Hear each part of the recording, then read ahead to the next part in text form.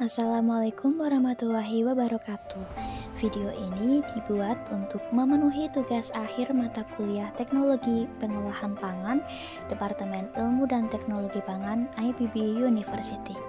Kami dari kelompok 7K1 yang terdiri dari Ahmad Fadli, Bunga Ayu Purwaningrum, Vira Afifa Ashila, Muhammad Ikrar Oktaviana, dan Rika Yustikasari akan membagikan sedikit tips agar selai nanas homemade tidak terlalu encer. Oke, langsung saja. Nanas merupakan salah satu komoditas unggulan pertanian Indonesia yang telah memberikan kontribusi besar bagi pembangunan ekonomi khususnya pedesaan.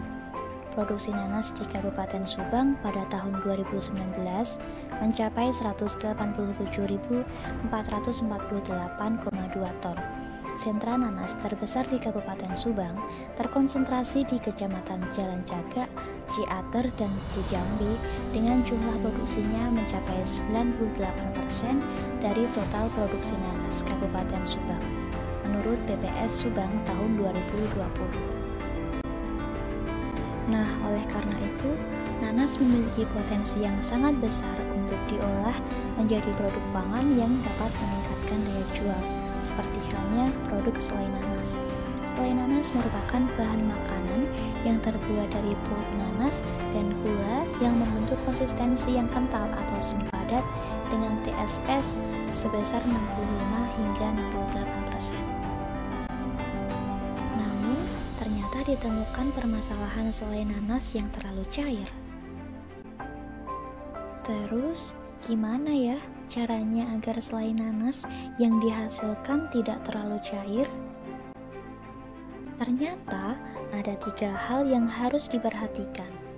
Yang pertama, kadar gula. Karena kelebihan gula akan membuat jam keras dan berkristal, sedangkan kekurangan gula akan membuat jam menyerupai sirup. Lalu yang kedua, kadar panas. Kadar panas perlu diperhatikan karena apabila kelebihan panas, maka akan merusak kemampuan membentuk gel, terutama pada buah yang sangat asam. Lakukan pemanasan dengan suhu yang tidak terlalu tinggi dan dalam waktu yang singkat. Dan yang ketiga yaitu kandungan pektin. Perhatikan kandungan pektin pada selai. Pektin diperlukan untuk pembentukan gel pada produk selai. Maka dari itu, pilihlah nanas yang mengandung cukup banyak pektin seperti buah nanas yang setengah matang. Namun, jika buah yang digunakan mengandung sedikit pektin, dapat dilakukan penambahan pektin dalam bentuk bubuk maupun sirup. Penggunaan nanas yang matang direkomendasikan juga karena memiliki rasa yang manis, namun perlu penambahan bubuk maupun sirup pektin. Oke, berikutnya kita masuk ke proses pembuatan. Pilihlah nanas yang cocok untuk selai, seperti nanas madu dan nanas Palembang, karena kadar airnya rendah. Nanas Subang kurang cocok untuk selai karena kadar airnya tinggi. Nah, pilihlah nanas yang sudah tua, karena ia manis rasanya. Hindari nanas muda yang asam atau nanas yang terlalu tua, layu atau kematangan, karena rasanya kurang segar. Nah, untuk membuat selai nanas yang kaya akan serat, bagian tengah nanasnya atau yang sering disebut bonggol tidak perlu dibuang ya, tapi juga ikut diparut. Bagian bonggol ini baik untuk kesehatan loh. Bagian kerasnya saja yang dibuang. Bagian mata nanas juga harus dibuang agar tidak menimbulkan rasa pahit. Berikutnya, pemakaian parut juga memengaruhi rasa dan penampilan nanas. Nanas sebaiknya diparut ya, bukan di blender. Tak butuh waktu lama kok untuk memarutnya. Satu nanas yang berukuran besar sekitar 2 kilo, jika diparut manual dengan parutan wortel tidak sampai 5 menit. Nah, untuk pemarut nanas, gunakanlah parutan stainless steel seperti parutan wortel yang memiliki lubang yang lebih besar daripada parutan keju.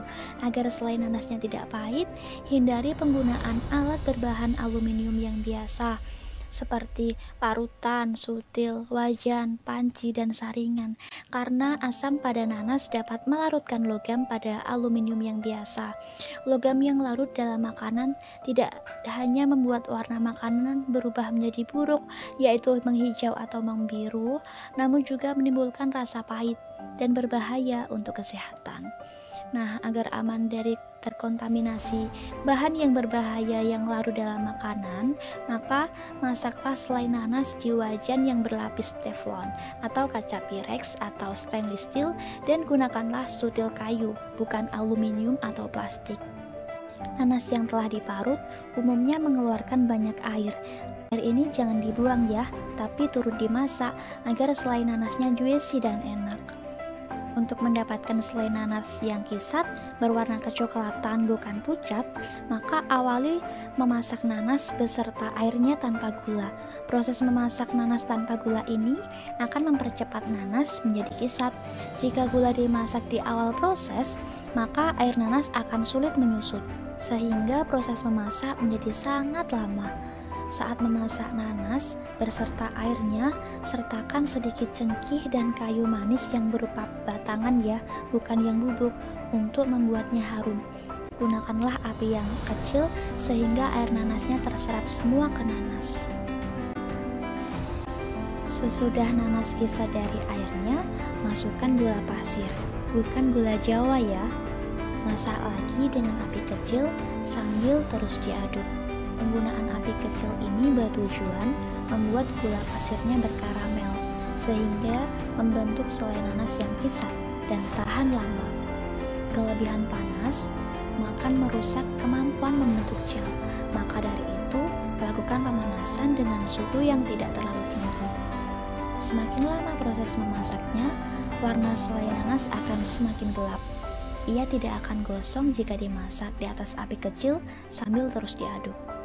Dengan memasaknya lebih lama, selai nanas akan benar-benar kisat, mudah dipulung atau dibulatkan. Aktivitas air pada selai nanas akan menurun, sehingga akan menurunkan pertumbuhan mikroorganisme, sehingga selai nanas ini akan tahan lama, tidak mudah berjamur meskipun diletakkan di suhu ruang, dan awet segarnya untuk isian kue garing. Selain itu, proses pemanasan pada suhu yang tinggi akan membunuh mikroorganisme patogen dan pembusuk yang lainnya. Karena menurut WHO, suhu sekitar 60 hingga 70 derajat Celcius sudah cukup untuk membunuh sebagian besar virus, dan air mendidih membuatnya aman dari patogen seperti virus, bakteri, dan protozoa. Selai nanas ini jika disimpan di kulkas atau freezer dapat awet rasa dan kesegarannya sampai 1 tahun bahkan lebih. Tentu saja dengan cara memasak yang benar, perlakuan pasca masak yang benar, dan cara penyimpanan yang benar. Selai nanas yang telah jadi bisa mengalami penyusutan hingga 70% sendiri. Perbandingannya bisa 4:1. Semisal dari 4 kg nanas yang telah dikupas akan menghasilkan 1 kg selai. Selai nanas yang dihasilkan akan berserat, padat, kisat, asam manis, wangi cengkih dan kayu manisnya pas, sehingga cocok untuk isian kue nastar. Selain itu, selainya tidak lembek, tidak mudah meleleh saat diisikan ke kue maupun saat dipanggang. Oke, sekian pemaparan dari kami. Semoga bermanfaat ya. Wassalamualaikum warahmatullahi wabarakatuh.